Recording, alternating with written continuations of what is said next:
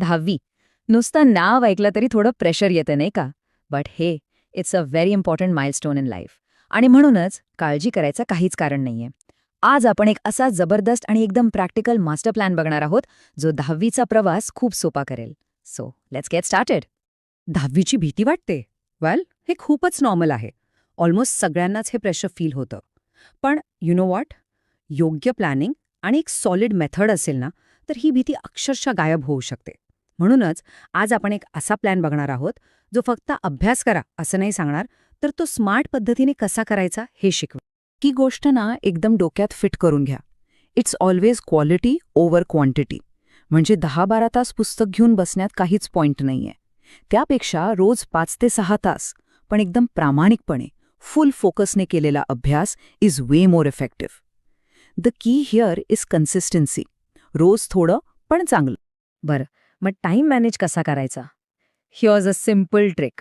सकाळी कसं आपलं मन एकदम फ्रेश असतं, राईट? तर त्या वेळेत मॅथ्स आणि सायन्ससारखे जे जरा कठीण विषय आहेत, ज्यांना प्रॅक्टिस लागते, ते घ्या.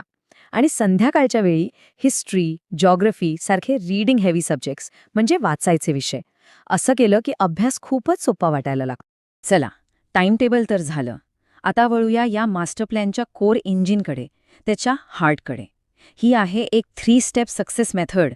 आणि ही मेथड फॉलो केली तर केलेला अभ्यास डोक्यात अगदी पक्का बसेल. मेथड एकदम सिंपल आहे. फक्त 3 steps: read, write and revise. म्हणजे काय? तर आधी वाचून समजून घ्या, मग लिहून प्रॅक्टिस करा, म्हणजे लक्षात राहील. आणि सगळ्यात शेवटी विसरू नये म्हणून रिवाइज करा. चला, आता एक एक स्टेप जरा डिटेलमध्ये बघू. So step 1 is read. पण एक मिनिट, हे रट्टा मारणं नाहीये.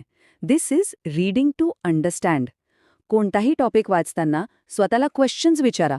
अरे, हे असं का आहे? हे काम कसं करतं?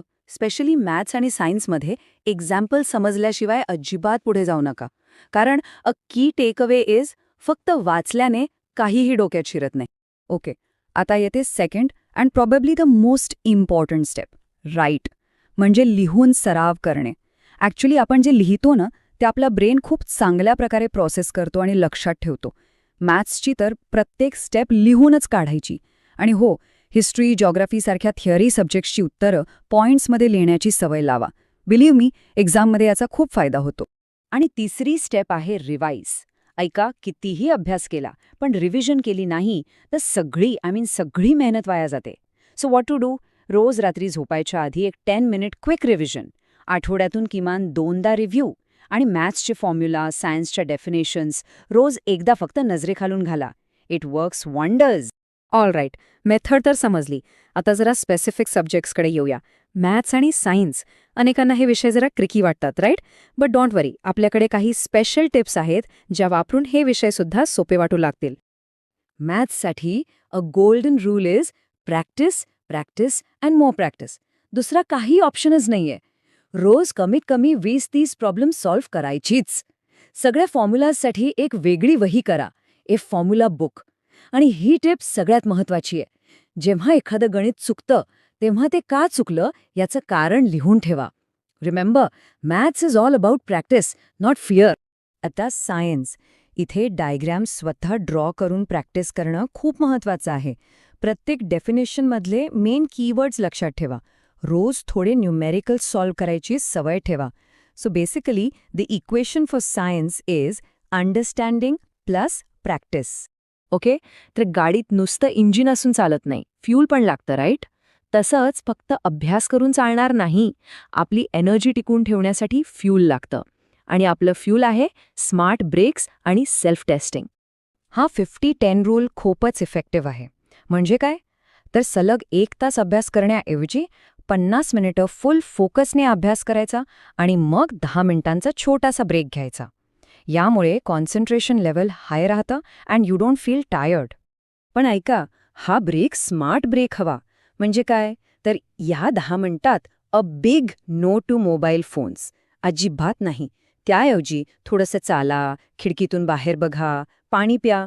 The goal is to refresh your mind, not distracted. खूप फरक पडतो. आता आपला प्रोग्रेस ट्रॅक कसा करणार? सिंपल. आठवड्यातून एकदा सेल्फ टेस्ट. म्हणजे काय करायचं तर टायमर लावून एक क्वेश्चन पेपर सोडवायचा, मग स्वतःच तो तपासायचा. आणि सगळ्यात महत्त्वाचं, झालेल्या चुकांमधून शिकायचं. This is a great way to boost your confidence. Alright, so आपण प्लॅनिंग बघितलं, स्टडी मेथड्स बघितल्या, सगळं झालं. पण या सगळ्याच्या वर एक गोष्ट आहे, the final piece of the puzzle, आणि ते आहे आपलं माइंडसेट. भीती काढून टाकणं आणि कॉन्फिडन्स ठेवणं, दिस इज द रिअल गेम. आपण स्वतःशी काय बोलतो, दॅट इनर व्हॉइस, त्याचा खूप मोठा इम्पॅक्ट होतो. सो माझं होत नाही किंवा आय कांट डू इट असं म्हणण्याऐवजी जस्ट चेंज इट टू मी प्रयत्न करतोय और आय एम ट्राईंग. हा एक छोटासा चेंज खूप पॉझिटिव्ह एनर्जी आणतो. अगदी तसंच, मी वीक आहे हा विचार डोक्यातून काढून टाका. इन्स्टेड स्वतःला सांगा, मी इम्प्रूव्ह होतोय. I am improving. Because the goal is not perfection, it's progress. प्रत्येक प्रयत्नानंतर आपण नक्कीच बेटर होत असतो. आणि जाता जाता ही गोल्डन लाईन नेहमी लक्षात ठेवा, पहिल्या दिवशी कोणीही परफेक्ट नसतं, दररोजचा अभ्यासच परफेक्ट बनवतो. So just take small steps, be consistent आणि पुढे जात राहा. यश नक्कीच मिळेल. All the very best.